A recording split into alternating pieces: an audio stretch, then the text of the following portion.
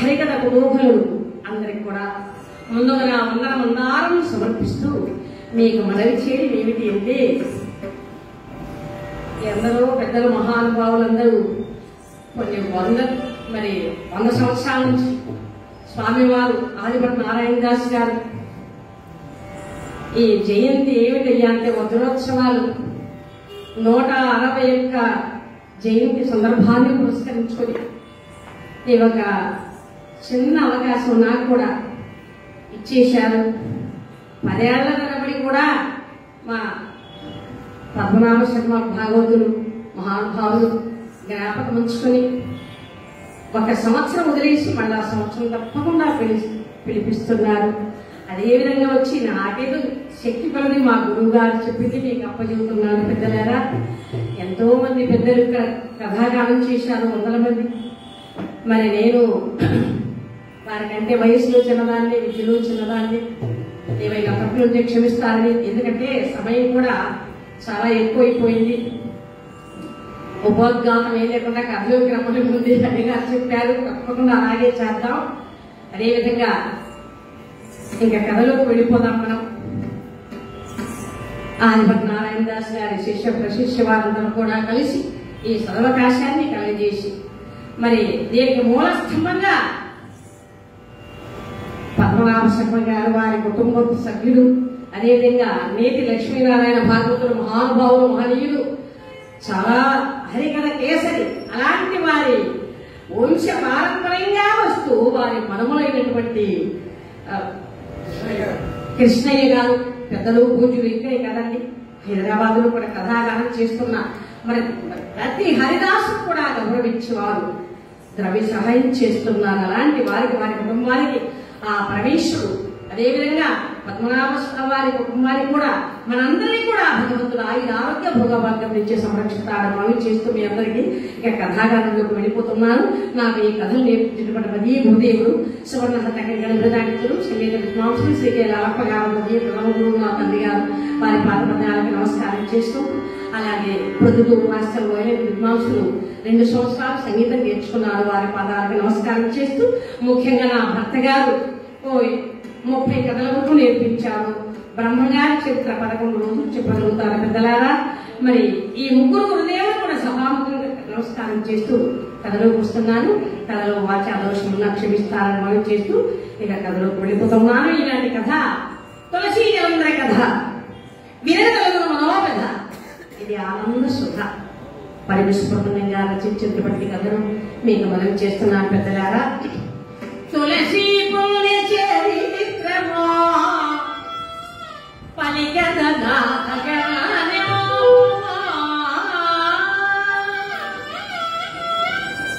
తులసీ పుణ్య చరిత్రమో పలికదా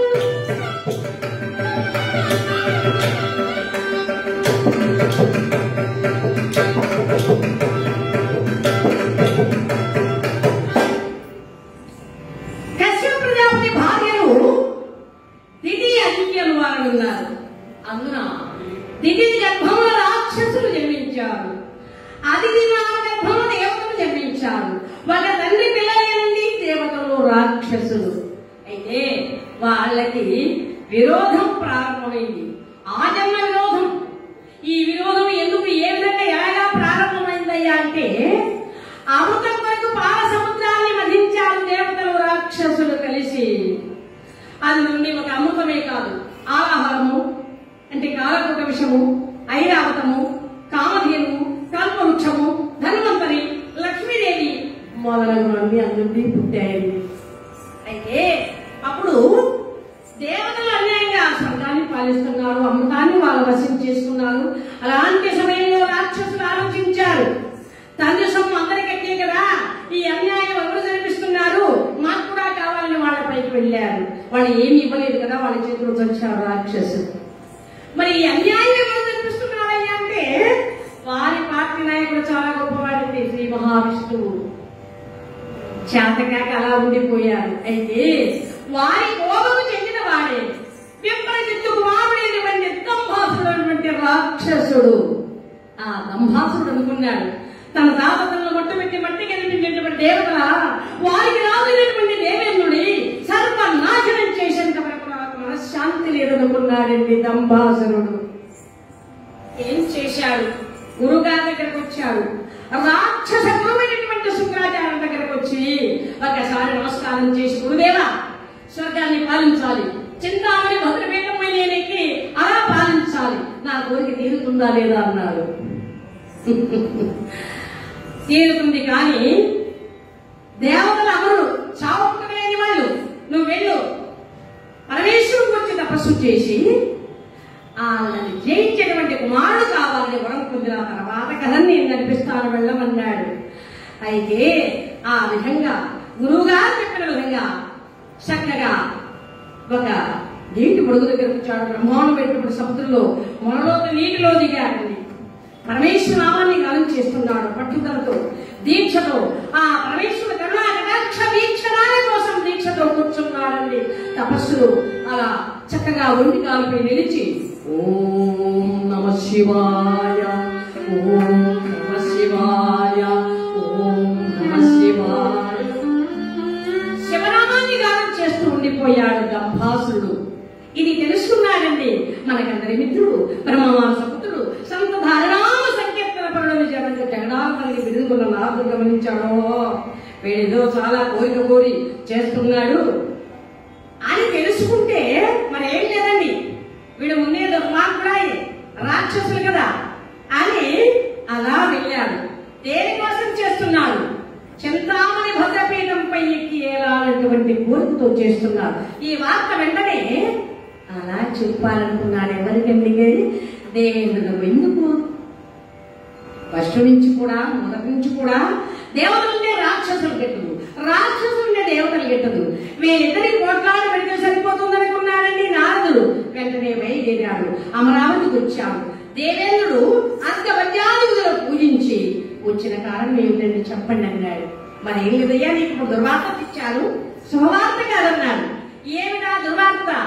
చింతామణి భద్రపీఠం నుంచి నిన్ను కిందికి దించి ఈ స్వర్గాన్ని పాలించాలన్నటువంటి కోరికతో దంభాసురుడు వంటి రాక్షసుడు తపస్సు చేస్తున్నాడు.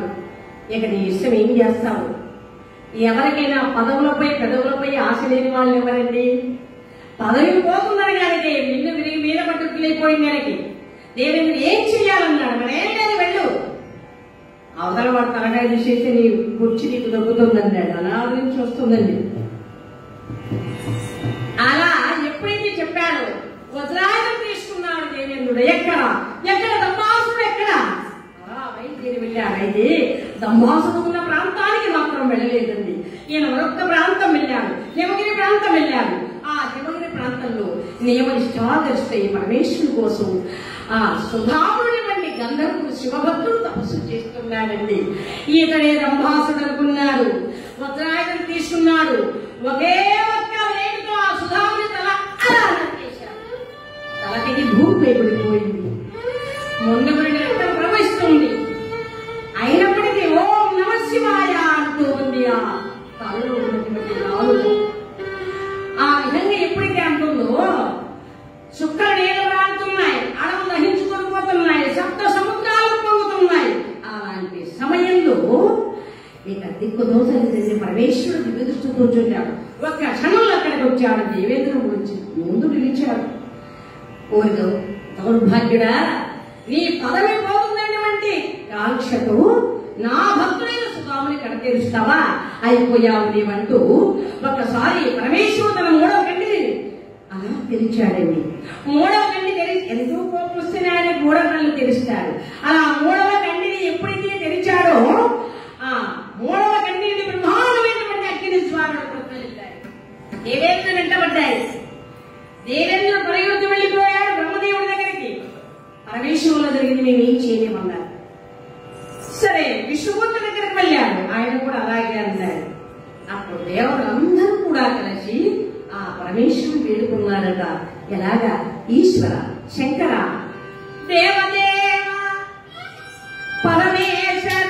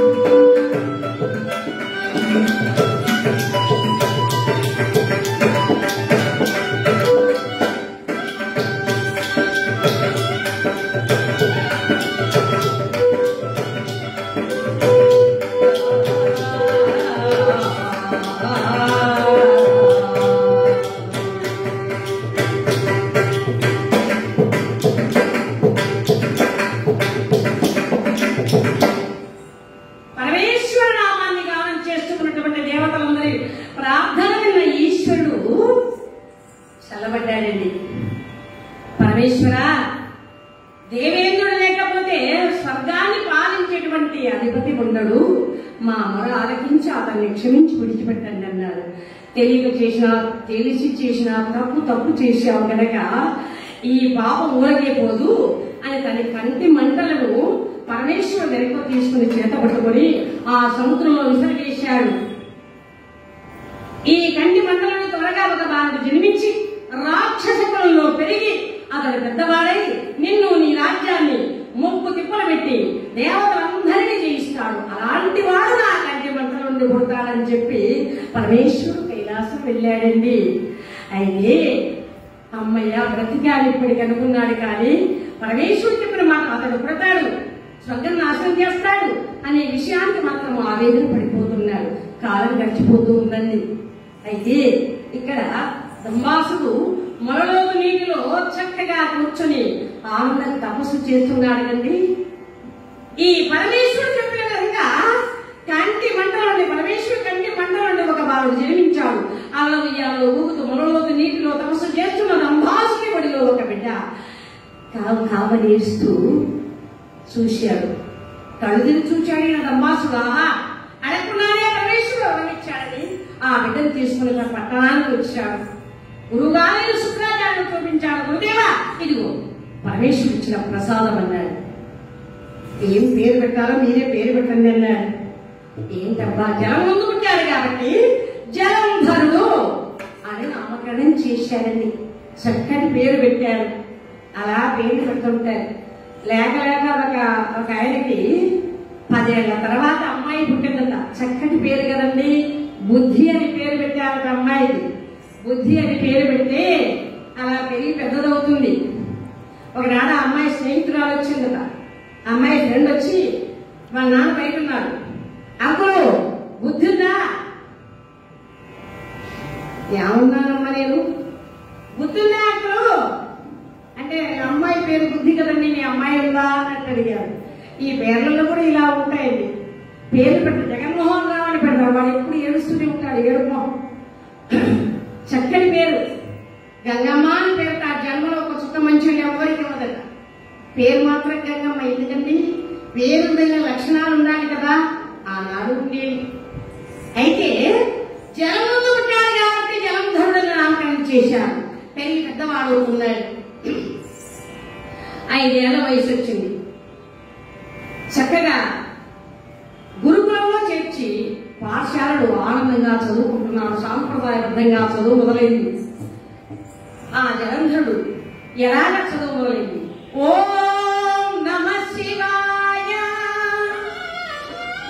సిద్ధం నమః, ఓ నమః శివాయ శివం నమః పంచాక్షరి మంత్రంతో చదువు ప్రారంభమైంది.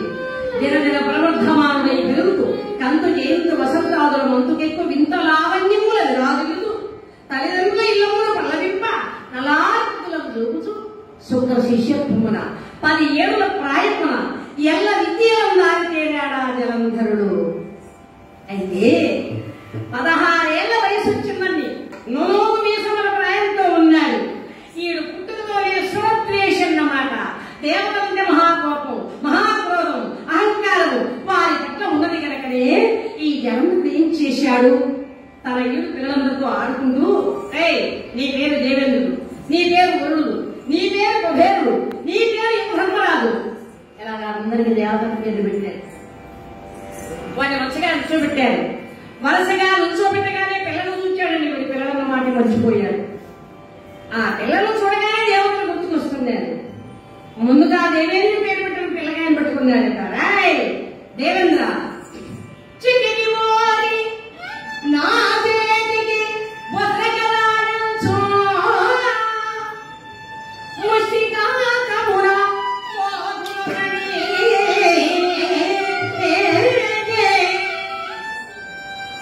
రాయ్ దేవేంద్ర చిన్నకి నా చేతిలో దొరికావు, ఇంకెక్కడ పోతావు, నీకు నీకు కూడా ఒకసారి పిలుచుకోరా అంటూ వాడి జుట్టు పట్టుకొని క్రిందికి వచ్చి బలంగా వీపుపై ఒకే ముద్దుకు గడ్డి తిరిగి కింద పడిపోయాడండి. వీపు అసలు వాడు చచ్చాడు ఉన్నాడు తెలియదు. పక్కన ఉన్నవాడు అనుకున్నాడు. నాకు కూడా ఈగ చేపడుతున్నట్టున్నాడు. 60 మైళ్ళ స్పీడ్లో రన్నింగ్ మొదలు పెట్టాడండి. వాడు పరిగెత్తున్నాడు. ఇలా ఇక యమధర్మరాజు పేరులో ఉన్నాడు పెట్టుకున్నాడు.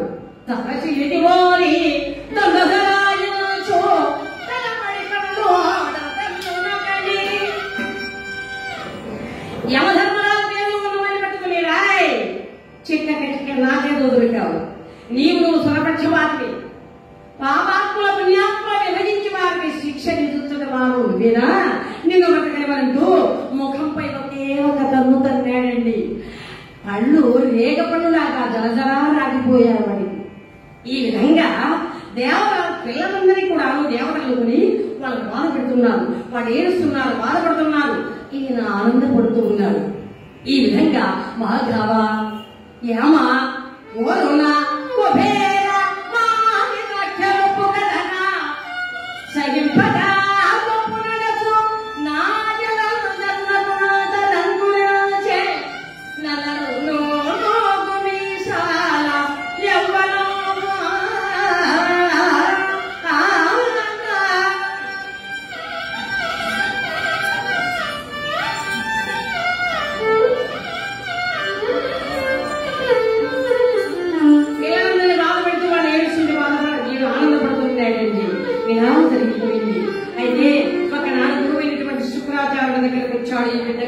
ఎవరని జలంధరుడు, గురుదేవా నాన్న నన్ను దీవించండి, నేను వెళ్ళిపోతాను.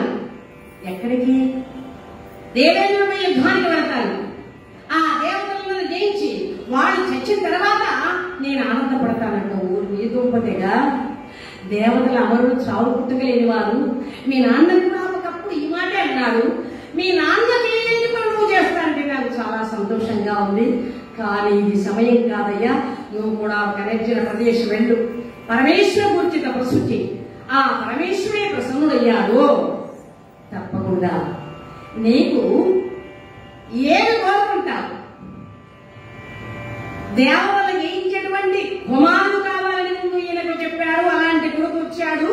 ఈయనకి చెబుతున్నాడు, సాగు లేకుండా వరకు పొందిన తర్వాత కథ నేను నేర్పిస్తానన్నాడు. ఇక వెంటనే వెళ్ళాడు.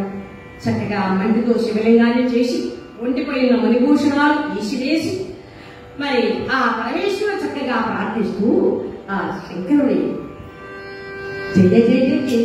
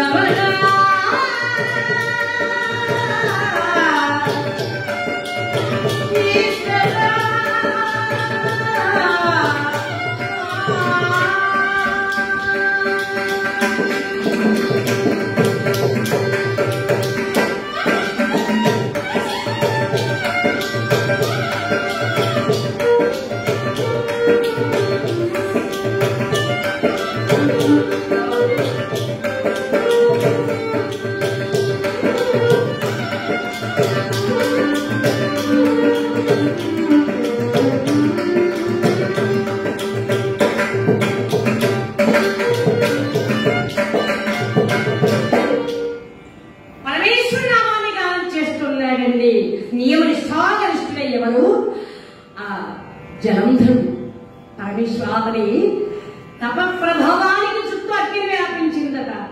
అడవులు దహించకపోతున్నాయి, సప్త సముద్రాలు పొంగుతున్నాయి, చుక్కలు వేలవరాడుతున్నాయి.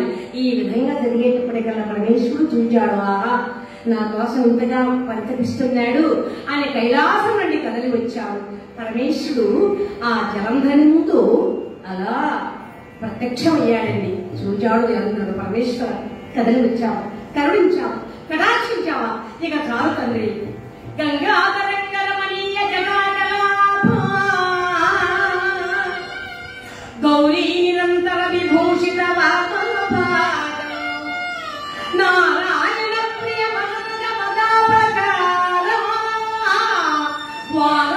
వారాణసీపురపతి భజ విశ్వనాథ వాచామగోచరమమేయ గుణస్వరూపం వాగీచ విష్ణు సురసేవిత పాదపేతం స్వామేన విగ్రహవన్యగణప్రవత వారాణసీపురపతి భజ విశ్వనాథ. శంకర కైలాసవాస కరుణించావు, కదలించావు, కటాక్షించావు, ఇక చాలు తండ్రి. నా జన్మ ధన్యమైపోయిందని ఆ పరమేశ్వరుడు చూడగానే కోటి జన్మల పుణ్యఫల విధులుగా కుంభమోషంతైపోయిందండి. ఆ జలంధరుడికి చాలా సంబరపడ్డాడు, సంతోషపడ్డాడు. అది కాదు నాయనా, నువ్వేమి కోరి నన్ను పిలిచావన్నాడు. స్వామి నేను కోరుకున్నటువంటి వరం వస్తావా అన్నాడు. తప్పకుండా ఇస్తాను నాయన అన్నాడు. అలాగైతే స్వామి ఈ సృష్టిలో దేని చేత ఎవరి చేత సాగులేని వరాన్ని ప్రసాదించండి స్వామి అన్నాడు జలంధరుడు పరమేశ్వరుడితో. అన్న మాట విన్నటువంటి పరమేశ్వరుడు అనుకున్నాడు, నాయనా వీడు చాలా ఉన్నప్పుడు ఏ వరాలు లేకుండానే అందరినీ ముప్పు తిప్పులు పెడుతున్నాడు, ఇక చావు భరిస్తాడా? 3 లోకాలు అల్లకల్లోలం చేస్తాడు. ఇప్పుడు ఏం చేయను? ఇవ్వకుండా వెళ్ళకూడదు, ఇస్తాను వరం అని ఒక శంఖాన్ని తీసి జలంధరుడు తలో పెట్టాడు. ఏమిటి స్వామి అన్నాడు, ఈ శంఖము నీ తలపై ఉన్నంత వరకు, నీ భార్య పాదవృక్షం నశించకుండా ఉన్నంత వరకు నీకు మృత్యువు లేదు. ఈ శంఖము తొలగిన, నీ భార్య పాదవృక్షం నశించిన నీకు తప్పకుండా మృత్యు వస్తుందన్నాడు. అన్న మాట విన్నటువంటి జలంధరుడు అనుకున్నాడా, నా తరుణి శంఖం వరకు తీయడమా అసంభవం. ఇక భార్య పాదవృక్షం అంటారా? ఆడవాళ్ళు తన్ను తాను కాకాడుకోవడంలో అగ్రగణ్యులు. స్వామి ఇక వస్తానండి. ఒక నమస్కారం చేశాడు, బయలుదేరాడు. తండ్రి దగ్గరకు వచ్చాడు, గురుగారి దగ్గర వచ్చాడు. గురుదేవా, నాన్న పరమేశ్వరుడు ఒప్పించి మెప్పించి సాగులేని వరాన్ని సంపాదించుకున్నాను. ఇంకా నాకు సాధ్యము. నేనే త్రిలోకాధిపతిని. గురుదేవా ఇంకా ఆశీర్వదించండి. నాన్న నన్ను దీవించండి అన్నారు. ఏంటి నాయన అన్నాడు. దేవతలకు యుద్ధానికి వెళతాను, వారిని సర్వనాశం చేస్తాను. ఆ చింతామణి భద్రపీఠంపై ఎక్కి నేను ఏడతాను, స్వర్గాన్ని పాలిస్తానన్నాడు. అన్న మాట విన్నటువంటి తండ్రి అన్నాడు, కదా నాయన ఒక చిన్న కోరిక అయ్యా అన్నాడు. ఏమిటా అన్నా అన్నాడు. నా మనసులో ఉన్న కోరిక తీరుస్తావా అన్నాడు. తప్పకుండా నాన్న. తండ్రి కోరిక తీర్చని తనయుడు బ్రతికెందుకు నాన్న అన్నాడు. ఏమిటి నాయన అన్నాడు. మరి లేదు, పెంచిది పెద్ద చేసి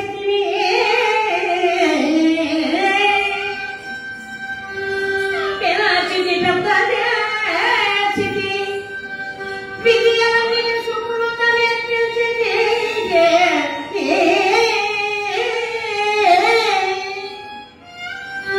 సాగులేని వరాంత ఎవరించిదివి అంబికేశుడి పిలిచియు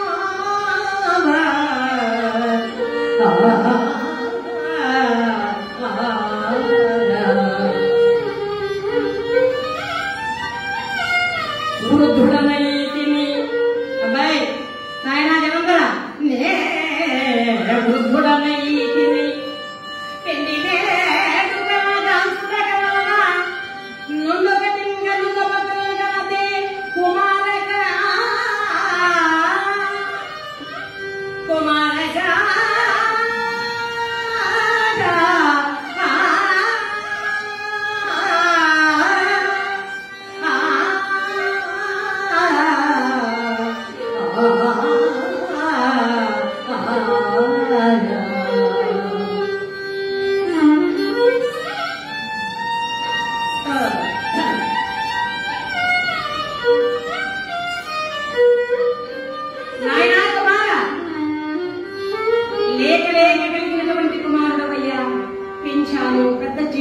సర్వ విద్య నేర్చుకున్నావు శుక్రాచార్యుని వద్దన. అవక్రం ఎక్కడ పరాక్రమోపేతుండవయ్యి చావులేని వరాన్ని సంపాదించుకుని వచ్చావు. చాలా సంతోషమునైనా. కానీ నా మనసులో ఉన్న కోరిక ఏమిటంటే, ఒక్కగానొక్క కొడుకు కదా, నీకు తొందరగా పెళ్లి చేసి పిల్ల పాపలతో హాయిగా ఇంట్లో తిరుగుతూ ఉంటే చూడాలని నా మనసులో కోరిక ఉన్నదయ్యా, ఏమంటావన్నాడు. అన్న మాట విన్న జనందరికి నిన్ను తిరిగి మీద పట్టంతో అయిపోయింది. నాన్న నాకు పెళ్లి చేస్తారా? పెళ్లి చేసుకుని ఇంట్లో సంసారం చేసేదానికైనా పరమేశ్వరుని మెప్పించి వరాన్ని సంపాదించుకున్నది. పెళ్లి చేసుకుని పిల్లల కని ఇంట్లో ఉండేదానికైనా పరమేశ్వరుని మెప్పించి వరాన్ని సంపాదించుకున్నది. నాన్న నాకు పెళ్లి వద్దు నాన్న, నాన్న పెళ్లి వద్దు నాన్న, నాకు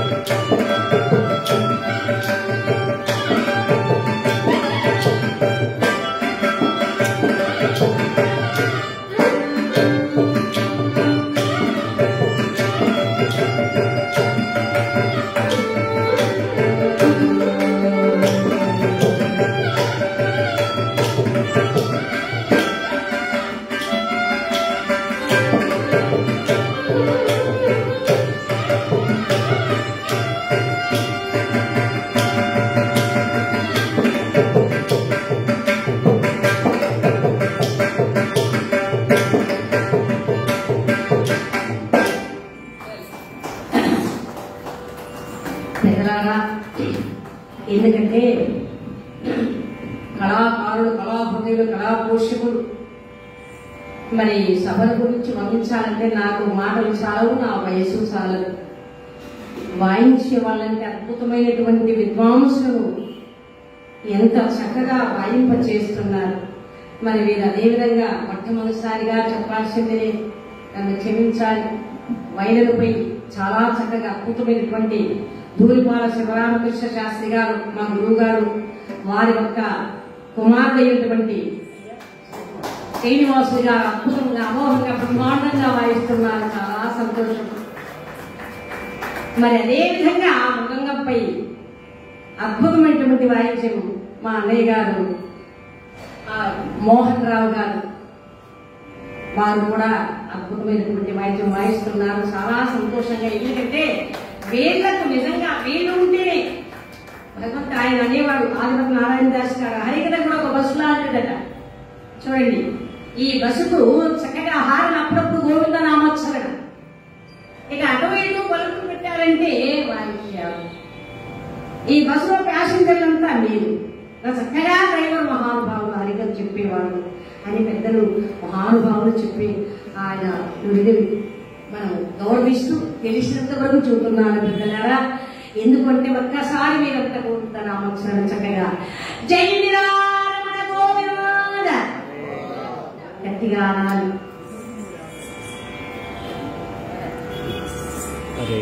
కళాహృదయులు, కళాపోషకుల కళను గౌరవించేటువంటి మహానుభావులు సుధాకర్ గారు అద్భుతమైనటువంటి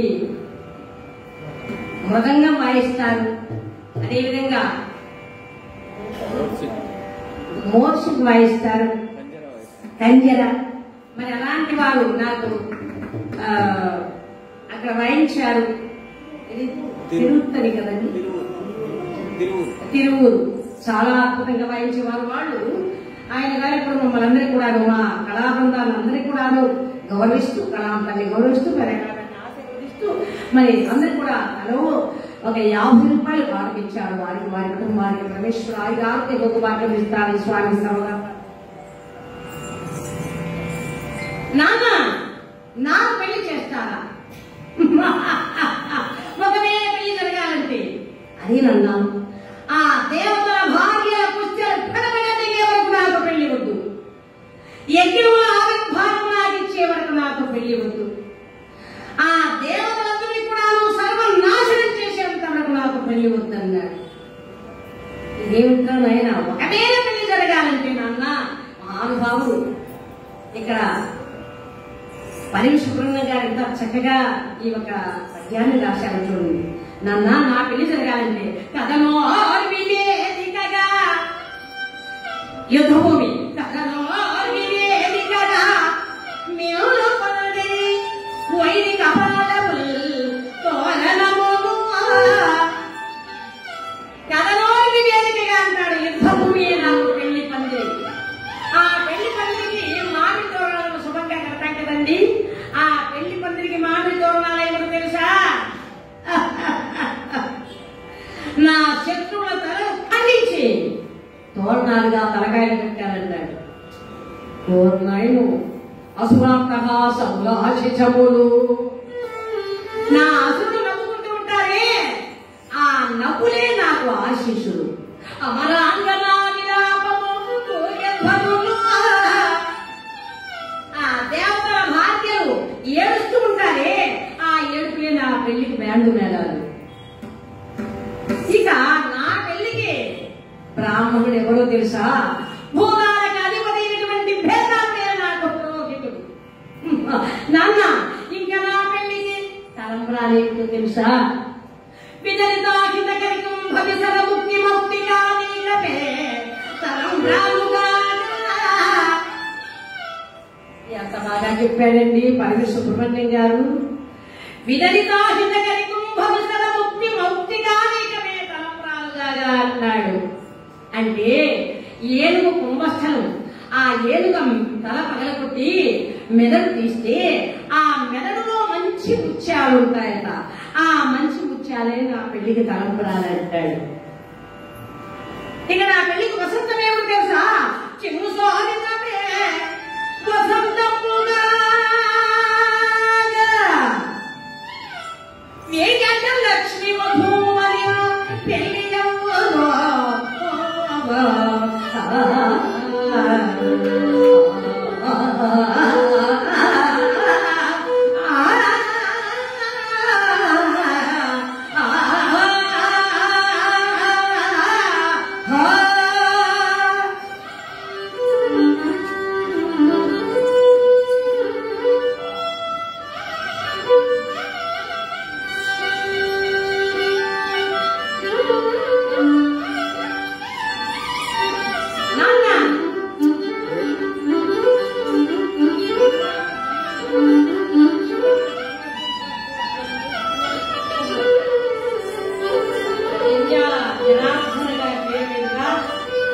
కృష్ణకుమారి గారు అక్కయ్య గారు చాలా చక్కటి హరిదాసు. వారు నేను హైదరాబాద్ లో గడపకు ప్రప్రథమంగా మేము రైల్వే స్టేషన్ వెళ్ళినప్పుడు కలుసుకున్నాం. అక్కడ పాస్ అయ్యామండి. అమ్మగారు చాలా ఆదరణతో వారి ఆశీర్వాదంతో 150 రూపాయలు కానుకిచ్చారు. వారి కుటుంబానికి ఆశ్రయం ఏడుకొండల వెంకటేశ్వర స్వామి ఆయురారోగ్య భోగ వాక్యం రుచిగా స్వామి సభ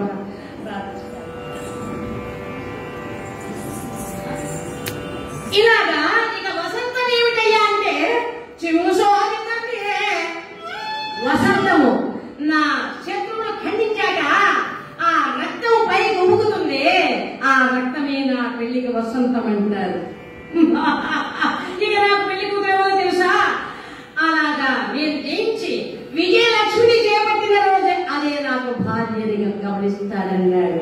అన్న మాట విన్నటువంటి శుక్రాచార్యుడు అనుకున్నాడు, నాయన శుభం పలకరా పెళ్లి కొడుకు అంటే.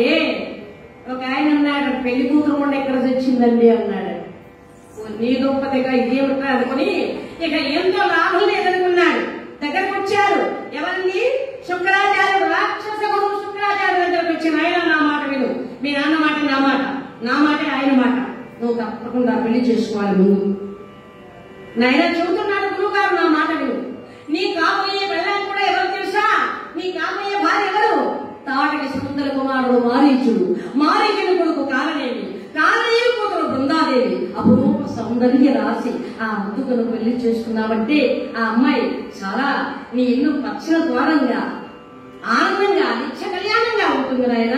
చక్కదనాల చుక్క ఆమె కొమ్మ కాదు, బంగారు బొమ్మ. ఇంటి కాదు, రతనాల తొంతి. ఏ ఇంటికి లేదు ఆమె కాంతి, కాంచన కాంతి. నా మాట విన్నాయినా అన్నాడు. ఇది నా ఆజ్ఞ అన్నాడు గురుదేవుడు కూడా. శుక్రాచార్యుని మాట కాదలేకపోయాడు, సరే ఒప్పుకున్నాడు. కాలేజీకి కబడ్డాడండి. ఇక్కడ ఉన్నటువంటి దంభాసురుడు జలంధరుడి తండ్రి కాలనీ వెంటనే అమ్మాయిని వెంట పెట్టుకుని, బృందాదేవినటువంటి అమ్మాయిని వెంట పెట్టుకుని తన కూతుర్ని జలంధరుడి పట్టణానికి వచ్చారు. అమ్మాయిని చూడగానే పెళ్లికి రెడీ అయిపోయాడు మన జలంధరుడు.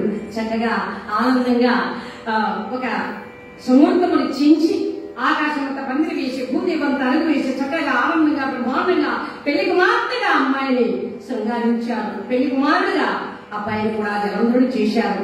చక్కగా ఆ పెళ్లి వేదికలో వేదమంత్రాలు బ్రాహ్మణులు చదువుతూ ఉండగా ఆమె మెడలో తాలి పొట్టు కట్టి తలంబ్రాలు పోసుకున్నారు, భార్యాభర్తలు అనిపించుకున్నారు. అటు తర్వాత ఇలాంటి ముత్తైదులు ఉన్నారే, ఒక పూలమాల ఇచ్చారండి అమ్మాయి చేతికి, ఎప్పుడున్న చేతికి, నీ భర్త మెడలో వేయమ్మా అని. ఆమె సిగ్గుతో తల ఉంచుకుని భర్తను సమీపిస్తూ పూలమాల తీసుకుని ఆ భర్త మెడలో వేయబోయి తల ఉంచుకున్నది కదండి సిగ్గుతో. ఆ సిగ్గుతో ఉన్నది కనుక పూలమాల వేశాను కదా అని కింద పడవేసిందండి. పొరపాటున కింద పడిపోయింది, నేలపాలైపోయింది పూలమాల. ఎప్పుడైతే పూలమాల కింద పడిపోయిందో చాలా కోప్పడ్డాడు. అది గనిపోపించి జలంధరుడౌరా బలపు లేని దారి, అది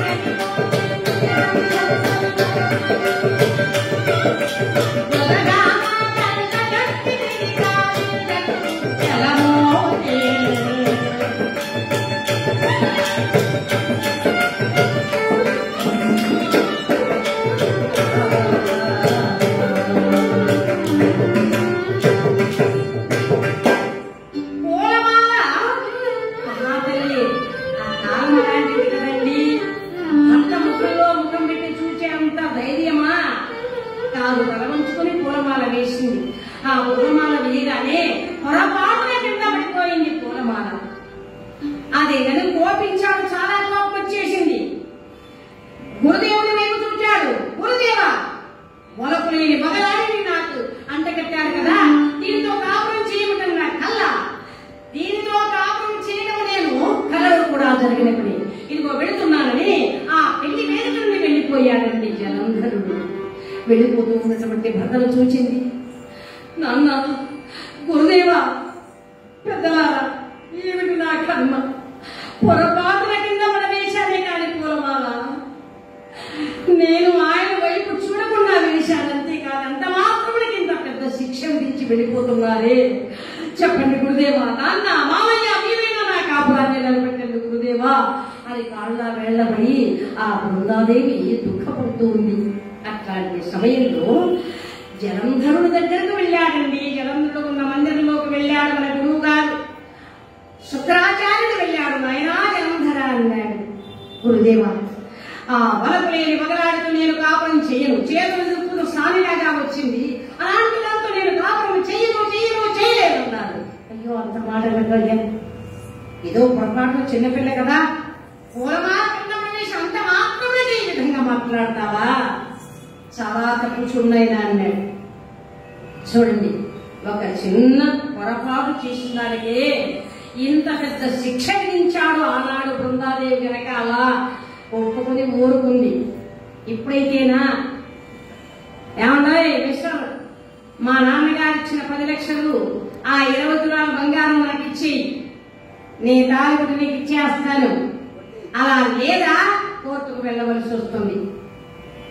మర్యాదగా ఇచ్చారా లేదా బెదిరించి మరీ వెళ్ళిపోతారు. సాంప్రదాయబద్ధంగా ఆనాడు ఆ తల్లి కనుక ఉండిపోయింది. సరే, ఈ విధంగా ఎప్పుడైతే బాధపడిందో ఆయన దగ్గరకు వెళ్ళాడు. నాయనా, నువ్వు తప్పకుండా కాపురం చేయాల్సిందన్నాడు. గురుదేవా, అది జరగని పని అన్నాడు. అది కాదు నాయనా, నువ్వు చేయాలి అన్నాడు. ఎందుకంటే ఇది నా ఆజ్ఞ. 1 సంవత్సర కాలం నా అమ్మాయితో కాపురం చేయి. పొరపాటున ఏదైనా ప్రవర్తించిందో అప్పుడు వదిలిపెట్టే దేవతలపై యుద్ధానికి వెళ్ళదు అన్నాడు. తప్పించుకోవడం వెళ్ళలేదు, ఒప్పుకున్నాడు జలంధరుడు కాపురం చేసేందుకు.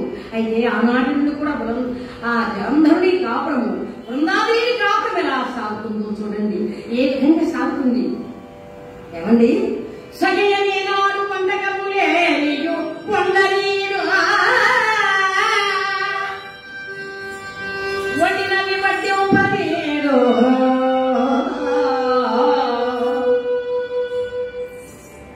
సగయనేనాడు వందకములే వండనీడు వండినవి బట్టి ఉపదేడు మనసు తీరా ఒక మారు కాంతాయని పిలువడు పిలిచిన పలుకపాడు.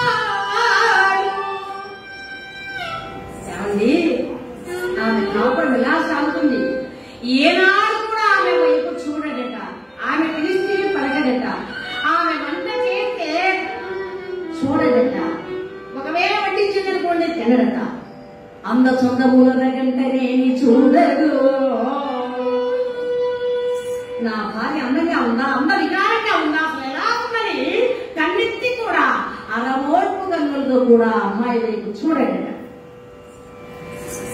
అయితే స్నానార్థమై ఉష్ణజలనేని తోడనేడు తోడిన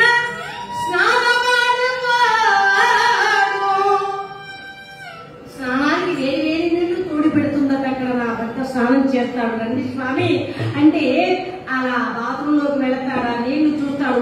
పాపిస్తుందానా, నువ్వు తోడిన నీళ్లు నేను పోసుకుంటానా, నువ్వు కాచిన నీళ్లు నేను పోసుకుంటానా, నాకు అక్కర్లేదంటూ ఆ వేడి నీళ్లు కుండపోసేసి అక్కడ ఉన్న చల్లనీళ్లతో స్నానం చేసి వెళ్ళిపోతాడట.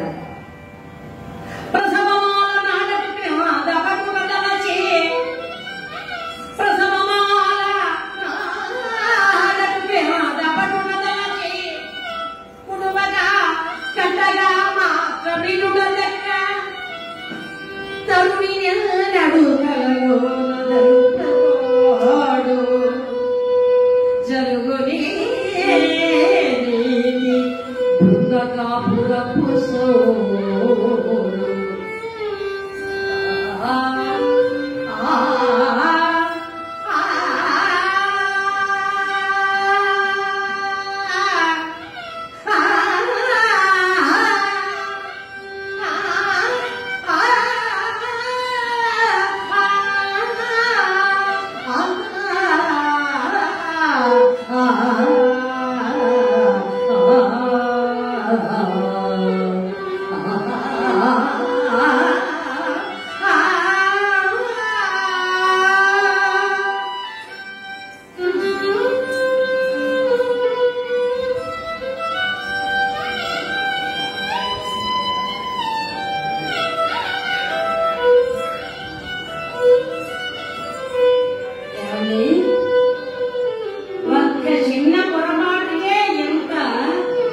విషయం వేశాడు ఆ అమ్మాయికి.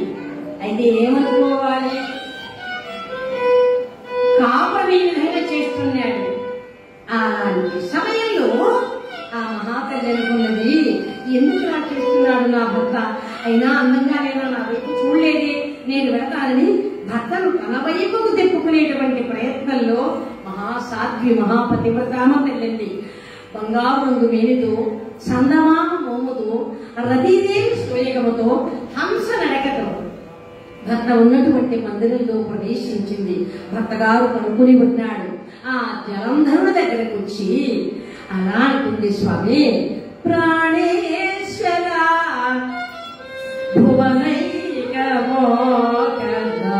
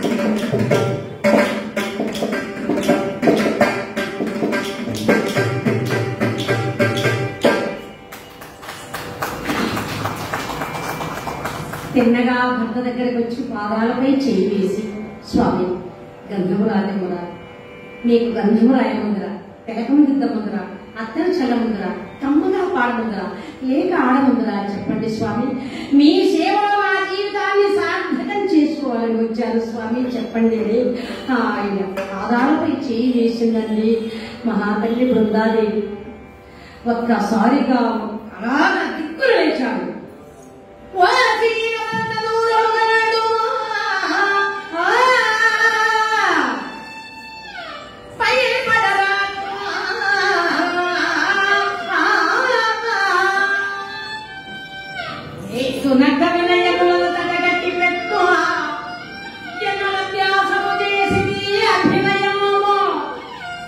ఈ వదలేదికే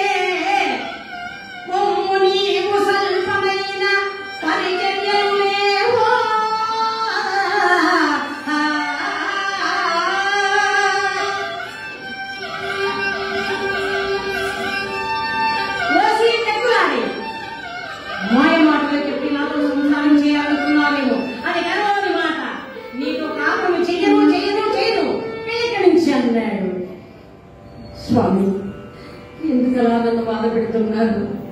మధురంగా మాట్లాడతారని, దగ్గరకు తీస్తారని, మీ కౌగిలిలో నన్ను కడిగిస్తారని ఎన్నో ఆశలతో వచ్చాను స్వామి.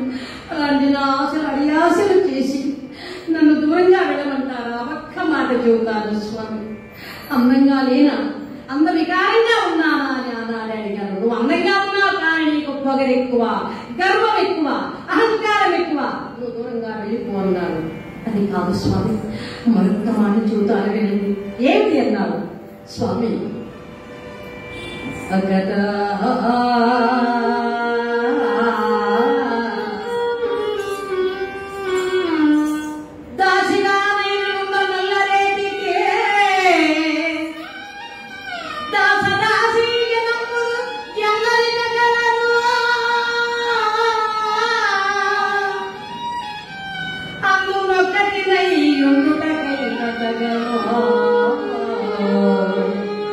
స్వామి, మీకు వేల మంది దాసీలు ఉన్నారు.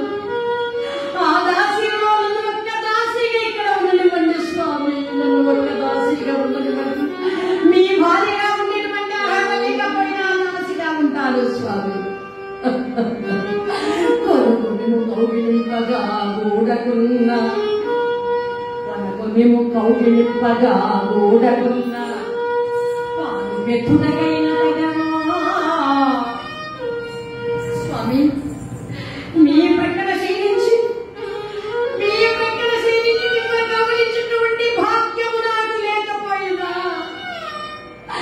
మీరు గడుగులు లేచి వెళ్ళిపోయిన తర్వాత పాలు పెట్టే భాగ్యాన్ని నాకు ప్రసాదించండి స్వామి.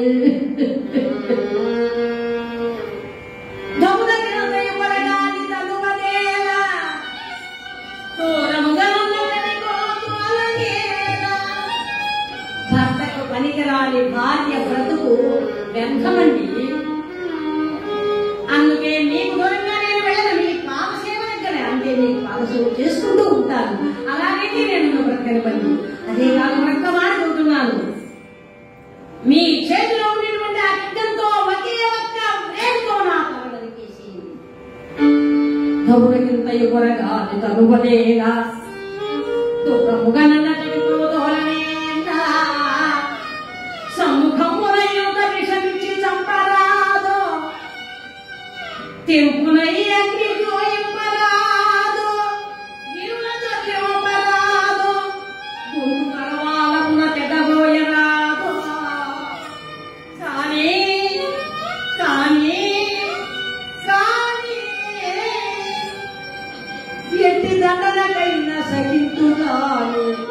నిమ్ము విడనాడి వక్కని మీషమే బ్రతుకజాల.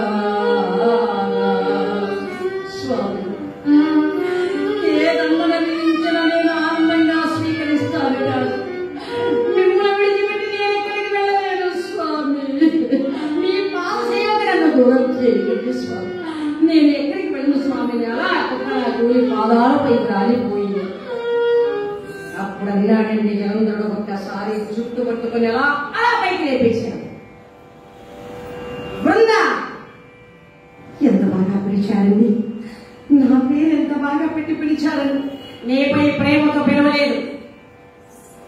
ఒక్క మాట చూస్తున్నా, జాగ్రత్తగా చంద్రుడైనా చూస్తాను కానీ నీ ముఖాన్ని చూడదు.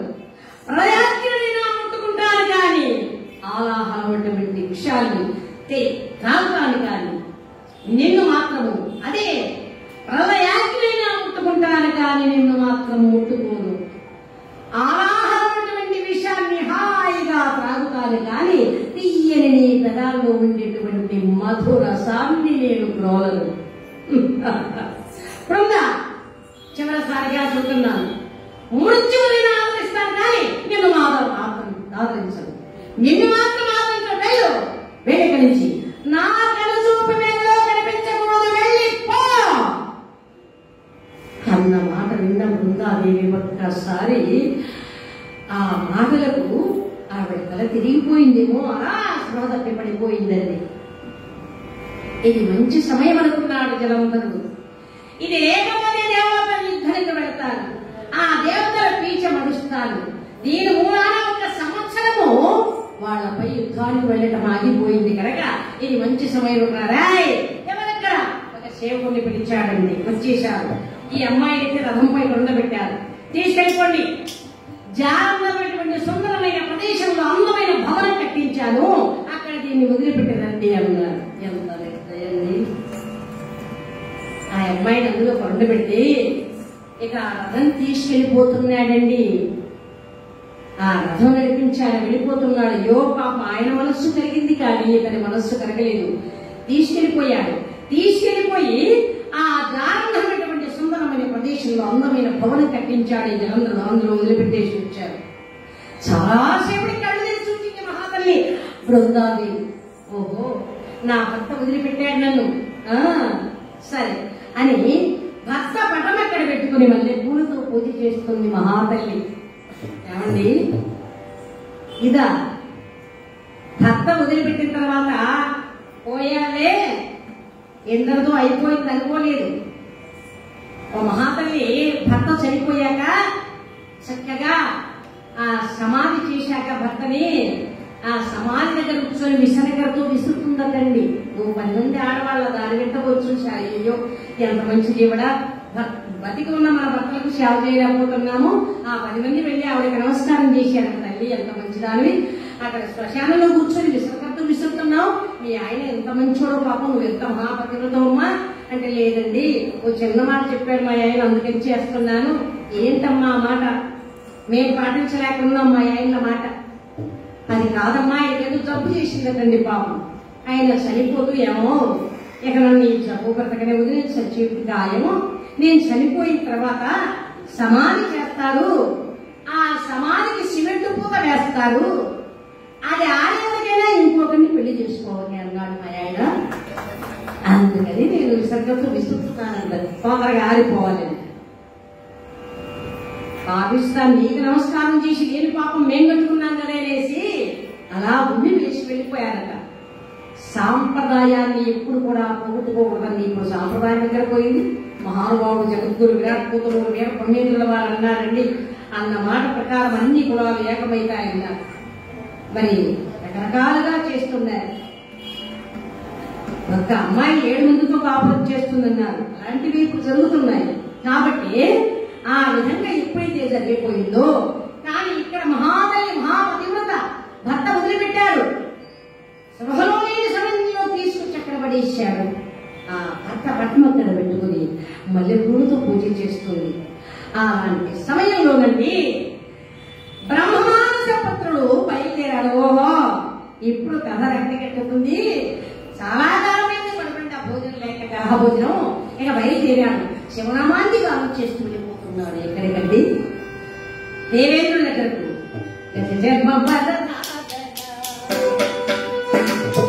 Hare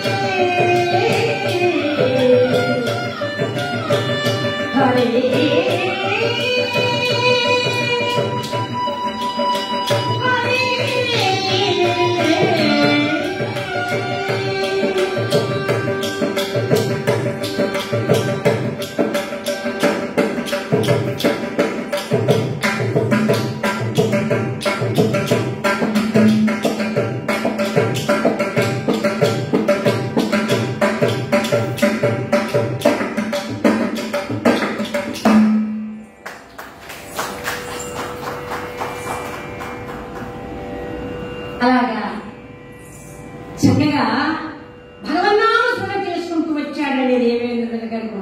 ఏమయ్యా, నీ మాట విని నా కొంప కింద చేటు తెచ్చుకున్న పరమేశ్వరుడు మూడవ కంటి మంట నుండి కాలిపోకుండా బతికి పట్టగలుగుతున్నాను. మళ్ళా ఎందుకు వచ్చారన్నాడు. ఇప్పుడు నీకు శుభవార్త తెచ్చానండి అన్నాడు. ఏమిటా శుభవార్త? మరేం లేదు, నీకు ఆకర్ష శత్రువైనటువంటి ఆ జలంధరుడు ఆయన భార్యను త్యజించాడు. ఆయన భార్య ఒంటరిగా ఉన్నది బృందాదేవి. చాలా అందగత్తే, అపురూప సౌందర్య రాశి. గారురాజు గంపెడెందుకయ్యా, ఒక్క వస్త్రం చాలు కదా అన్నాడు. ఇంత అందంగా ఉంటుందా? ఏనా ఆడవాళ్ళంటే ఇష్టం, పైగా పరాయి ఆడవాళ్ళంటే ఇంకా ఇంత ఇష్టం, చాలా ఇష్టమైన పాపం. ఏం చేస్తాడు? అందుకే చెబుతారు పెద్దలు, మనస్సు అనేటువంటిది అలా కళ్ళు వెళ్ళిన చోటు కంటే మనస్సు వెళ్ళకూడదు, ఆ మనస్సు వెళ్ళిన చోటికి మనిషి వెళ్ళకూడదు. అలా వెళ్ళారో జీవితాలు పతనం అంటారు పెద్దలు. కాబట్టి ఏమైంది ఆ బుద్ధి? అంత అందంగా ఉంటుందా? అవునయ్యా, ఒంటరిగా ముందు వెళ్ళు, ఆమె అనుభవించు, ఆమె పొందు వల్ల నీకు ఆనందం, జలంధరుడికి మరణం, వాళ్ళ దెబ్బతో నీకు 2 లాభాలు కలుగుతా వెళ్ళవన్నాడు. అన్న మాట విన్నటువంటి ఈయన చాలా ఆనందంగా అతను పన్నీరు పురుగు జపాతి పట్టించుకుని చక్కగా మల్లె పువ్వులు చేత పట్టుకుని ఆ బృందం మందిరం దగ్గరికి వచ్చాడు. భర్త పటం అక్కడ పెట్టుకుని మల్లె పువ్వులతో చేస్తుంది పూజ. భర్తకు అలా చేస్తూ ఉంటే అప్పుడు అన్నాడు, బృంద వల్లక పిలిచిన మొగనికి మల్లెలతో పూజయా, పల్లకి నుంచు లేకుండా బృంద ఒక్క వయంకి ఇంత మక్కువ నా పట్ట చేరి నీ యొక్క శశికాంతము నిద్రించి లెక్కలేని భోగాలంతవి, నీపై ప్రేమ లేక విడిచిపెట్టిన నీ మగనికి మల్లెపోదు పూజ చేస్తున్నావా? నా మాట విను, నేనెవరు తెలుసా? తెలియదనుకుంటాను. నేను దేవేంద్రుడు, దేవతలకు రాజు. ఓహో, అప్పుడు ఆవిడన్నది, అవునా, మీరు దేవతలకు రాజు, దేవేంద్రుడు. అన్నయ్య, ఎన్నడు చూచి ఇంద్రుడి పేరు వినుడంతే గాని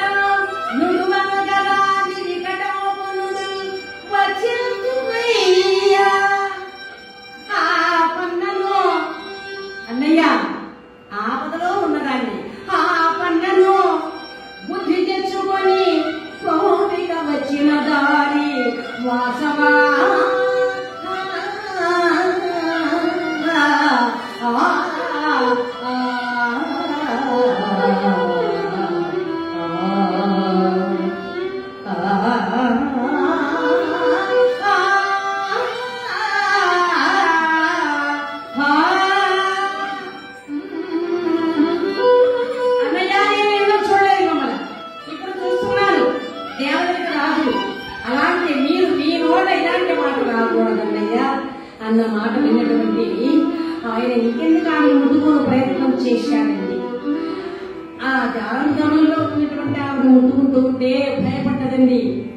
అమ్మా ఎక్కడికి లోకపాపని ఆవశక్తి అపర పార్వతి, నీవు తప్ప నువ్వు రక్షించేవాడు ఎవరు లేదమ్మా అనగా, అప్పుడు ఆ దేవేంద్రుని ఒళ్ళంతా కూడా బ్రహ్మాండమైనటువంటి మంటలు ఉత్పన్నమయ్యాయి. ఎందుకంటే ఈవిడ చాలా బాధతో ఆ అమ్మను వేడుకున్నది. ఆ లోకమాత ఆదిశక్తి అపర పార్వతి ఒక ఒక్కసారి బ్రహ్మాండమైనటువంటి కోపంతో దేవేంద్రుడి వైపు చూడగానే దేవేంద్రుడు ఒళ్ళంతా బ్రహ్మాండంగా మంటలు ఉత్పన్నమయ్యాయి. అటు ఇటు కిందపడి ఆ బృందాదేవి కాళ్ళు పట్టుకున్నాడు. అమ్మా, నీలాంటి పతివ్రతలు లేదు తల్లి, నాకు చెప్పగా వచ్చాను, నా గర్వము సర్వము గర్వమైపోయింది, నీకు నమస్కారం తల్లి అన్నాడు. ఇదే వార్త తీసుకెళ్లి జలంధరుడికి చెప్పాడండి నారదుడు. ఏమండి, అలా ఏమని చెప్పాడు? ఎక్కడికి వెళ్ళి నీ భార్య ఒంటరిగా ఉన్నది, నీకు సావుకు ముహూర్తం పెట్టాలని ఆవిడ కాజుల శక్తి నువ్వు చనిపోతావని చెప్పి నీ భార్యను పరామర్శిస్తున్నాడన్నాడు. వెంటనే బయలుదేరాడండి. జలంధరుడు బయలుదేరి అలా పరిగెడుకుంటూ వచ్చి అగ్గి మీద గుగ్గిల్లా భక్తుల పడిపోతూ ఒక్కసారిగా, ఓరి దేవేంద్ర, నాకు వచ్చివా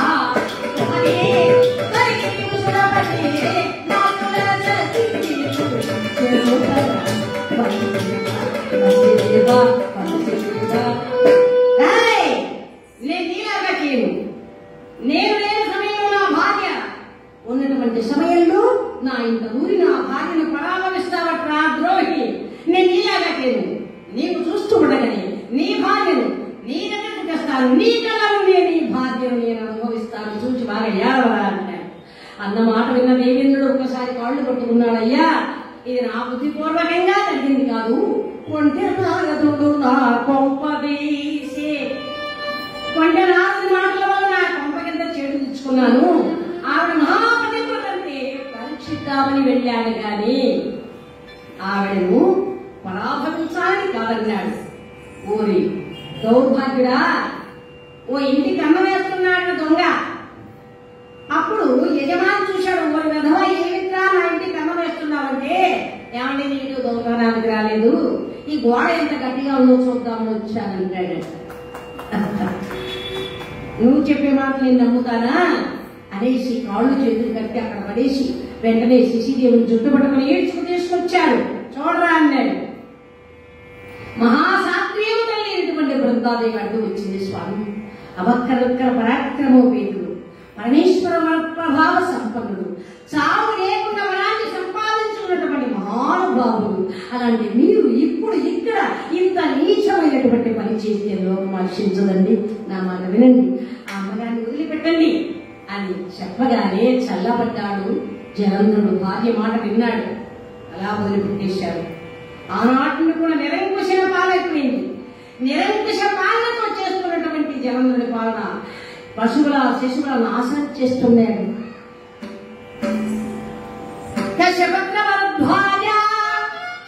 విశ్వామిత్రాది గౌతమః జమదగ్ని వశిష్ఠాశ్రమ సప్తేతి ఋషిరత్నః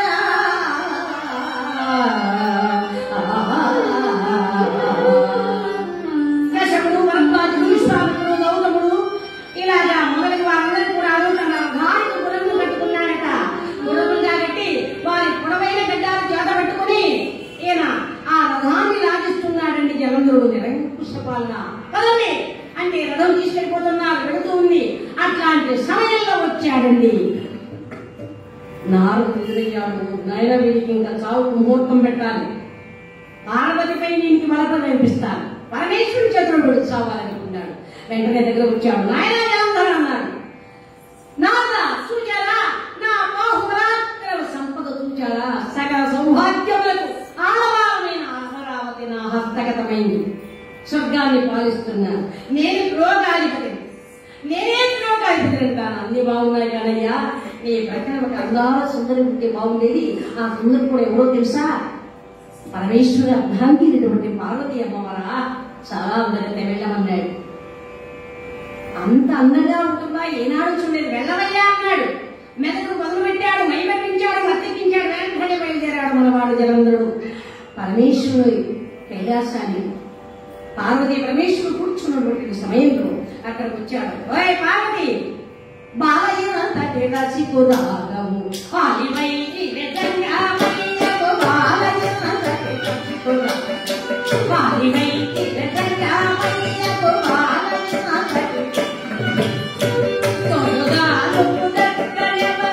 తొలుగా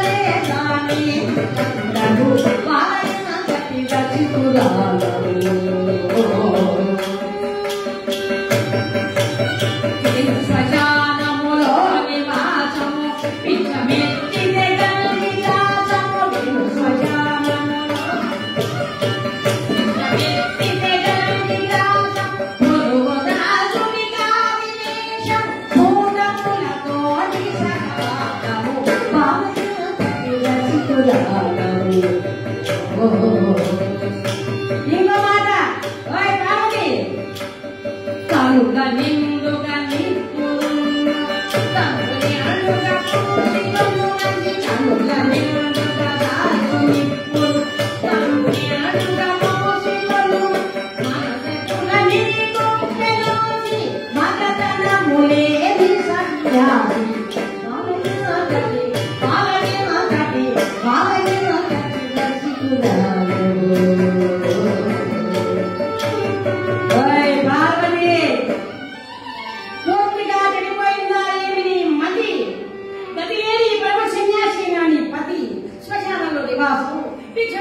గ్రాసము, పొలిలాల్సు వేషము, భూతాలతో సహవాసము, చీచి ఇలాంటి వాడిని కట్టుకొని ఏమి సుఖం అనుభవిస్తారు.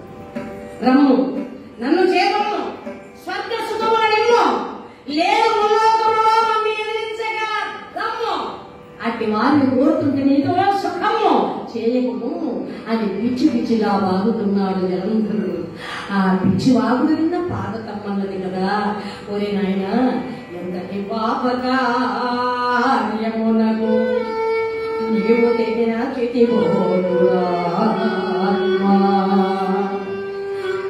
కామాంధక పానే పదిందానవ చెములగౌట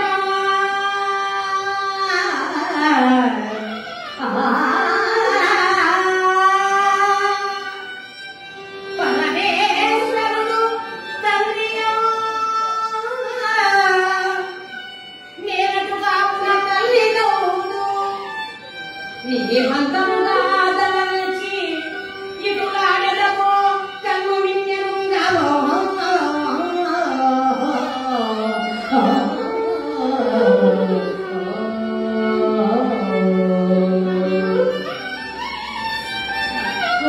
భద్రా పరమేశ్వరుడు మూడవ గంటి మంత్రంలో ఉంటాడు. ఆ పరమేశ్వరుడే తండ్రి అవుతాడు.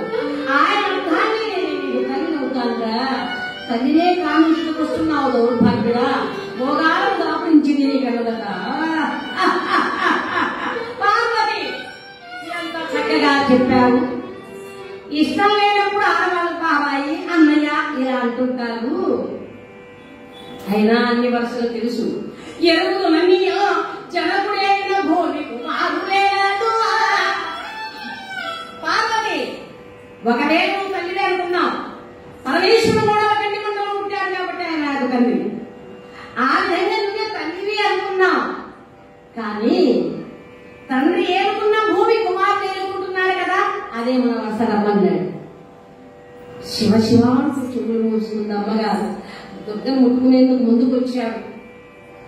అప్పుడు పరమేశ్వరుడు అక్కడి నుంచి పార్వతీ పరమేశ్వరుడు కూడా అక్కడి నుంచి అంతర్ధానమై అలా ఒక్కసారిగా బయలుదేరి శ్రీమన్నారాయణుడి దగ్గరకు సమీపించారు.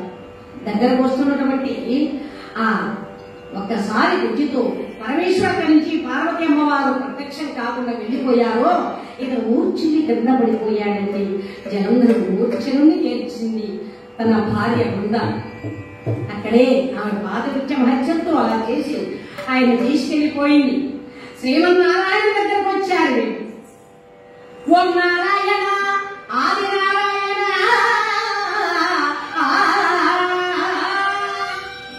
పార్వతీ పరమేశ్వరుడు ఇద్దరు రాగానే ఏమయ్యా చాలా కాలానికి ఇలా వైకుంఠానికి వచ్చారు, చాలా సంతోషం. ఏమిటి విషయం అంటే చెప్పారండి విషయం. జలంధరుడు చావాలి, కోరిన వరాలు ఇచ్చావు నువ్వు, ఇక ఎలా చేస్తారు అయినా చేద్దాం, మన ముగ్గురు కూడా 3 కార్యక్రమాలు చేతబట్టుకోవాలి అని బ్రహ్మదేవుని పిలిపించారు. ఏమయ్యా బ్రహ్మదేవ, నువ్వేం చేస్తావో ఏమో, ఆ జలంలో తనలో ఉండే శంకర్ తీసుకొచ్చే పని వేడి. ఇక ఆ బృందాదేవి పాదకృత్యం నశించే విధంగా నేను చేస్తాను అన్నాడు విశ్వమూర్తి. ఇకపోతే అతను చూసి వాడి ప్రాణాలు తీయాలి ఈశ్వరాలు ముగ్గురు త్రిమూర్తులు ముగ్గురు కూడా 3 కార్యక్రమాలు చేతబట్టుకున్నాడు. అదేవిధంగా ఆ బ్రహ్మగారు ముందుగా సృష్టించాడు ఒక అమ్మాయిని, మాయ పార్వతి, చాలా అందంగా ఉంది. ఆ పార్వతిని సృష్టించాడు. స్వామి ఏమిటి నాకు అర్థమే, వెళ్ళు జలంధరుడి తలపై ఉన్న శంఖం తీసుకొచ్చే పని అన్నారు. అలాగే స్వామి ఇక బయలుదేరింది. ఆ మధుపానమత్తుడైనటువంటి జలంధరుడి దగ్గరకు వచ్చిందండి. ఒక్కసారిగా అలాగా పెద్దగా ఆనందంగా గానం చేస్తూ వచ్చింది. అయితే అక్కడ కట్ చేసేద్దాం మనం, సమయం లేదు కనుక, అయిపోయింది కనుక. అయితే చాలా ఉంది, చెప్పాను కదా పెద్దలు సమయం కొద్దిగానే మనకు తక్కువ ఇచ్చారు. అందరికి కూడా అలాగే ఎంత ఓపికగా ఇన్ని కథలు విని మీరు శ్రోతలు, మీరు లేకుంటే హరికథ లేదు, మీరు ఉంటేనే హరికథ. మరి ఈనాడు పెద్దలు పూజ్యులు కుంభావ సరస్వతి హరికథ పితామహులైనటువంటి ఆదిభట్ల నారాయణ దాస్ గారి యొక్క 160వ జన్మదిన సందర్భాన్ని పురస్కరించుకుని ఈ సదవకాశాన్ని నాకు కలగజేసినటువంటి మా పూజ్యులు పెద్దలు గౌరవనీయులైనటువంటి పద్మనాభ శర్మ గారి పాదపద్మాలకు నమస్కరిస్తూ, అలాగే నేతి లక్ష్మీనారాయణ భాగవతులు పెద్దలు పూజ్యులు హరికథ కేసరి వారి పరంపరగా వారి మనవడు కృష్ణయ్య గారు చాలా అద్భుతంగా. మరి ఇంకో మనవడు కూడా వచ్చాడు, హరినారాయణ గారు. చూడండి తాతగారి యొక్క పేరు ఎంత, వారి కీర్తిని చాటుతూ ఈ యొక్క చక్కని సదవకాశాన్ని నాకు ఇచ్చి ప్రతి హరిదాసు కూడా వారికి తోచింత గౌరవిస్తూ సన్మానాలు చేస్తున్నటువంటి వారికి, వారందరికీ ఆ పరమేశ్వరుడు అందరికీ కూడా ఆయురారోగ్య భోగ భాగ్యం ఇస్తారని స్వామిని ప్రార్థిస్తూ, ఇక్కడ విషయం ఏమిటి అంటే క్లుప్తంగా మాటల్లో తీసుకుందాం. ఒక్క నిమిషం, శ్రావణ మంగళవారం లాస్ట్ వాడు ఒక అమ్మవారి పాట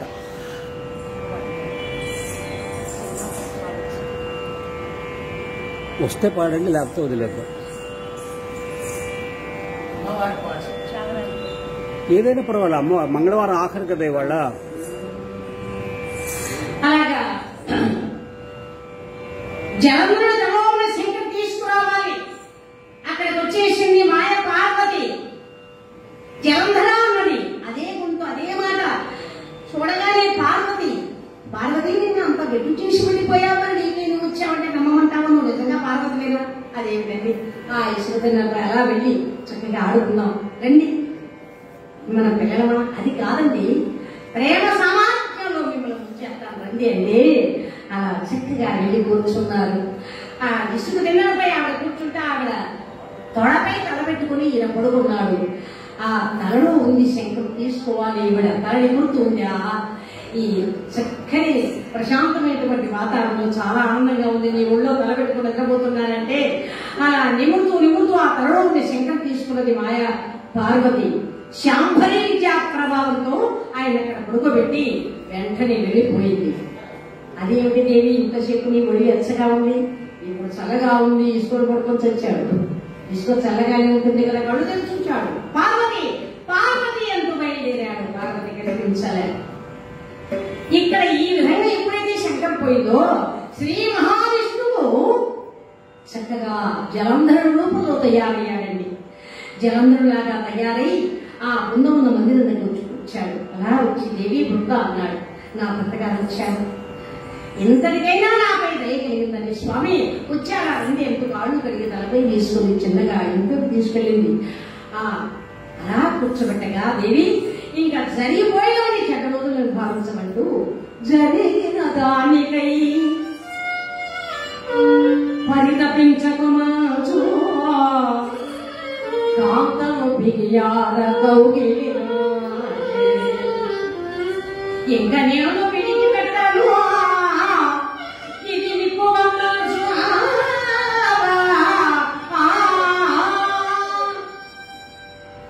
చెక్కిన బుద్ధులు చెందులాడి ఏమీ జరిగిపోయిన రోజుల్ని చెడ్డ రోజులుగా భావించమని, మంచి రోజులు వచ్చాయని ఆమెను కౌగిలించుకున్నాడు. చెక్కినపై ముద్దు పెట్టాడు.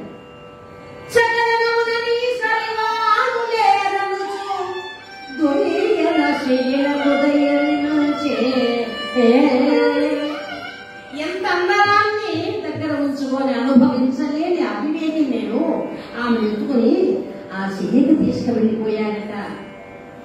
ఆ పడగదిలోకి తీసుకెళ్లి కూర్చోబెట్టాడు. అలా కూర్చోబెట్టి మాని నా పట్ట మహిళచు మగువతో కూడి మదన సామ్రాజ్యమే కలస పెదివేశముల సామి కన్ను ప్రామి నాటిలో పగమాల నల్లనయ్యా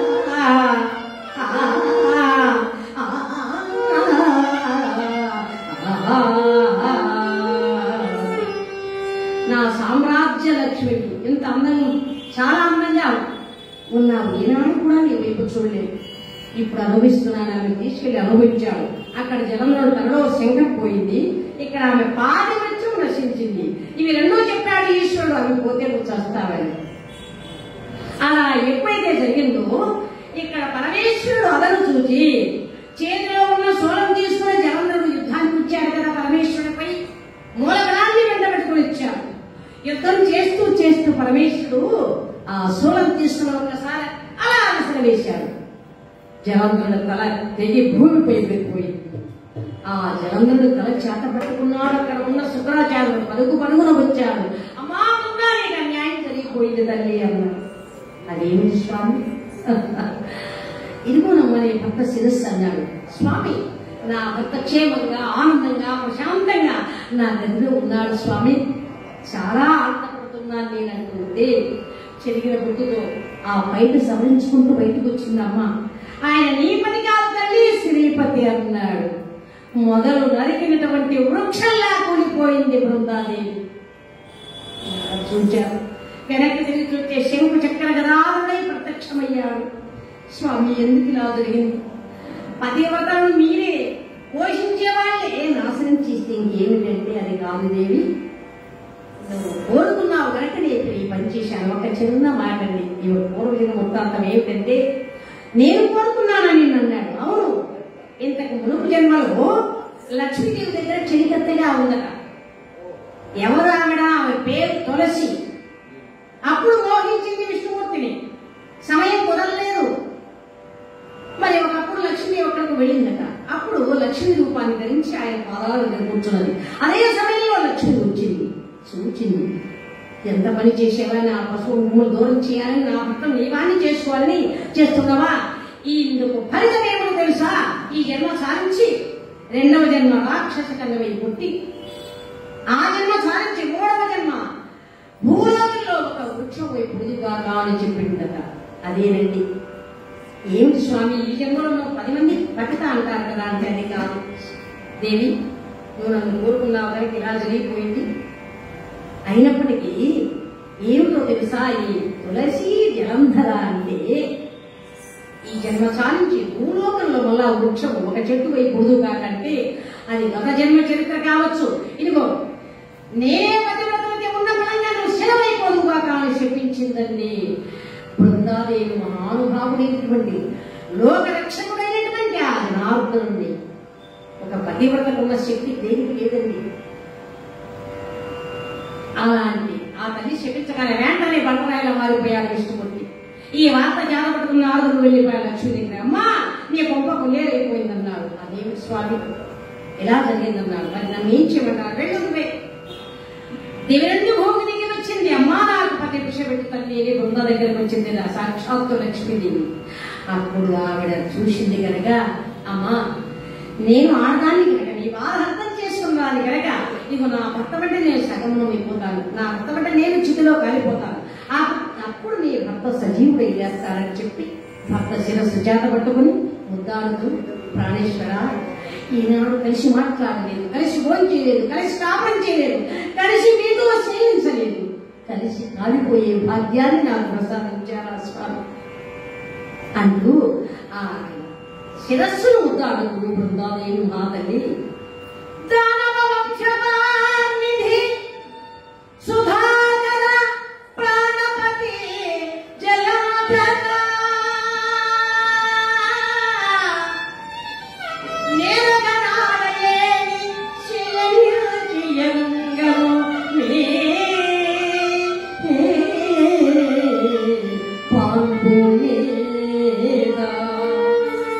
మీదో అనిటు